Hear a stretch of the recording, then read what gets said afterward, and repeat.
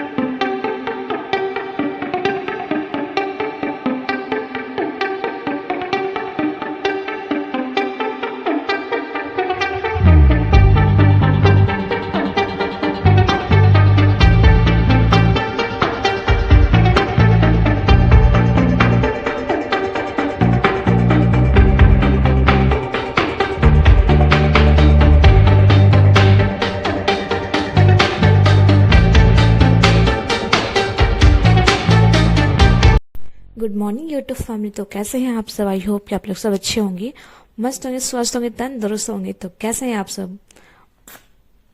तो अभी हो चुकी है सुबह और मैं सो के उठ चुकी थी सुबह में, और ठंड इतना बढ़ गया है ना गाइस, इतना ज्यादा ठंड बढ़ गया है कि क्या ही बताएं। मतलब टोपी वोपी लगाना पड़ रहा है। मतलब रात को ही मैं लगा के सो गई थी।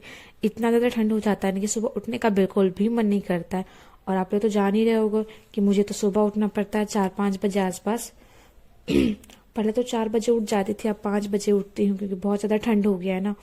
12 बजे के बाद सोती हूँ और 5 बजे उठ जाती हूँ। यही 4.5 घंटा 5 घंटा आसपास सोती होंगी। फिर अभी मैं क्लासेस से आ गई थी, क्लासेस करके।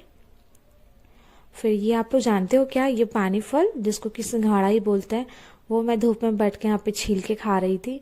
इसमें पता है कोई स्वाद नहीं था, फिर भी मैं खा रही थी। पता नहीं ये मीठा लगता है कैसा लगता है, कुछ कोई स्वाद ही नहीं था। तो मैंने बस 4 पीस छील के खाया था, और मुझसे ना ये छीलने में ही नहीं बनता है, इसलिए मैं ज्यादा नहीं खाती हूँ। कि मुझे छीलने में ना आसकत लगता है। कोई छील के दे तो मैं खा लूंगी पर छीलने में बहुत आसकत लगता है इसको। तो बस उसके बाद चलते हैं, फिर फ्रेश व्रेश हो जाएंगे। तो अभी आ गई हूँ मैं नाश्ता बोलते हैं, आज मतलब बहुत लेट नाश्ता बना था। बोलो तो मैं ट्यूशन से आ गई थी, उसके बाद नाश्ता बन रहा था। नाश्ता में बन रहा था पूरी और छोला।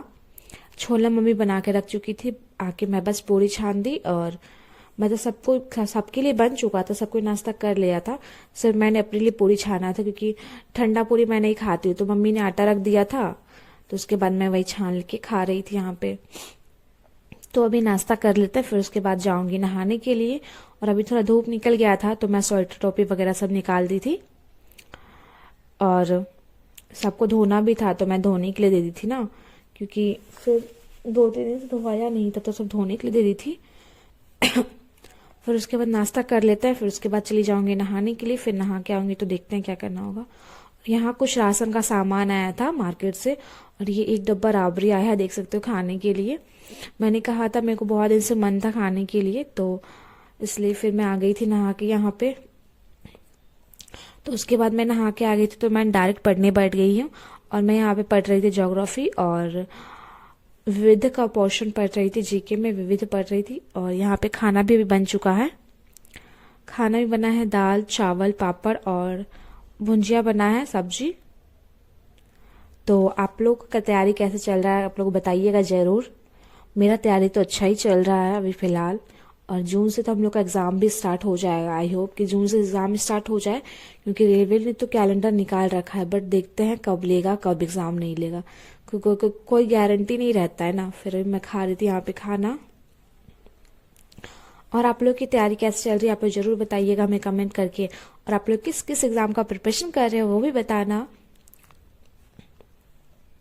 तो फिर अभी मैं आ गई थी फिर से पढ़ने के लिए शाम वाला, क्योंकि मेरा दिन का शेड्यूल खत्म हो गया था। मैं दिन में 3 शेड्यूल करती हूँ पढ़ने के लिए। एक सुबह मतलब क्लासेस से आने के बाद, एक फिर शाम को पढ़ती हूँ, एक फिर रात को डायरेक्ट पढ़ती हूँ, जैसे कि 8 बजे से 12 बजे तक, 9 बजे से 1 बजे तक, इस टाइप में मेरा शेड्यूल रहता है। और अभी वाला शेड्यूल है ये शाम का है। दोपहर का खाना वगैरह खा के बैठती हूँ, फिर डायरेक्ट 7 बजे उठ जाती हूँ, 7 बजे 8 बजे आसपास उठ जाती हूँ। अब तो जैसे कि अभी 4 बजे बैठे हो तो 7 बजे उठ जाऊंगी, फिर 3 बजे बैठूंगी तो 7 बजे उठ जाऊंगी। तो बोल तो 3-4 घंटा ही पढ़ लेती हूँ। फिर क्लासेस से आने के बाद 2-3 घंटा पढ़ती हूँ, फिर रात को पढ़ती हूँ 3 से 4 घंटा। तो इस हिसाब से बोलो तो 8 से 9 घंटा मेरा डेली का पढ़ाई हो ही जाता है। क्योंकि मेरे पास जो भी काम होता है मैं सारा कुछ अपना फिनिश कर लेती हूँ, उसके बाद मैं पढ़ती हूँ। तो मुझसे सारा कुछ मैनेज कर लेती हूँ मैं, क्लासेस, कॉलेज। अभी तो कॉलेज नहीं जा रही हूँ, बट कॉलेज भी जाना है। अभी कुछ दिन बाद हम लोग का एग्ज़ाम भी स्टार्ट हो जाएगा, कॉलेज का एग्ज़ाम। क्योंकि मैं अभी सेमेस्टर 2 में हूँ, सेकेंड ईयर में हूँ ना, तभी कॉलेज का भी एग्ज़ाम स्टार्ट हो जाएगा कुछ दिन में। तो मुझे फिर कॉलेज भी जाना होगा, सारा कुछ एक साथ मैनेज करना होगा। बट देखते हैं क्या होगा क्या नहीं होगा। कि अभी तो क्लासेस मैनेज कर ही रहे हैं, फिर घर की पढ़ाई वगैरह सारा कुछ, घर के काम, कितना कुछ देखना पड़ता है ना। फिर अभी मैं गई थी रात का खाना खाने के लिए। रात का खाना भी बना था आलू पालक का भुंजिया, मतलब सब्जी, और रोटी बना था। तो मैंने फिर स्वेटर चेंज कर लिया था, क्योंकि अभी मुझे जाना था लाइव करने के लिए, तो इसलिए मैंने स्वेटर चेंज कर लिया था। फिर मैं लाइव करके आ गई थी, फिर सारा कुछ काम खत्म हो गया था। तो फिर से मैंने स्वेटर चेंज कर लिया था, क्योंकि वो न्यू स्वेटर है, तो वो मुझे अच्छा नहीं लगता ना, तो मैं घर में नहीं पहनती हूँ। वो सिर्फ लाइव करने के लिए पहन लेती हूँ। तो फिर अभी मैं पढ़ रही थी यहाँ पे। मैंने सबसे पहले पढ़ा मैथ का, थोड़ा बहुत मैंने नोट्स किया था, मतलब नोट्स था ना, उसी को मुझे समझ में नहीं आ रहे थे, तो उसी को मैं क्लियर करने के लिए 3-4 बार किसी चीज़ को प्रैक्टिस करने से वो समझ में आ जाता है ना। जैसे कर को आपको क्वेश्चन नहीं समझ में आ रहा है, तो आप उसको 4 से 5 बार प्रैक्टिस करोगे ना, तो वो ऑटोमेटिकली आपको समझ में आ जाने लगते हैं। यही दिक्कत हो जाती है। तो मैं उसी को प्रैक्टिस कर रही थी। और अभी मेरा रिवीजन का चैप्टर चल रहा है। अभी मैं रिवीजन कर रही हूँ समय और दूरी चैप्टर का, टाइम एंड डिस्टेंस जो होता है ना मैथ में चैप्टर, उसका भी मैं रिवीजन कर रही हूँ। क्योंकि अभी मैथ का वो सब चैप्टर खत्म हो गया है।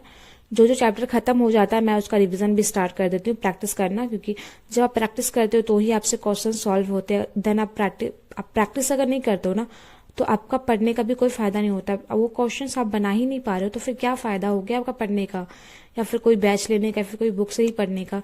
इसलिए प्रैक्टिस और रिवीजन बहुत इंपॉर्टेंट है, मोस्ट इंपॉर्टेंट है प्रैक्टिस और रिवीजन।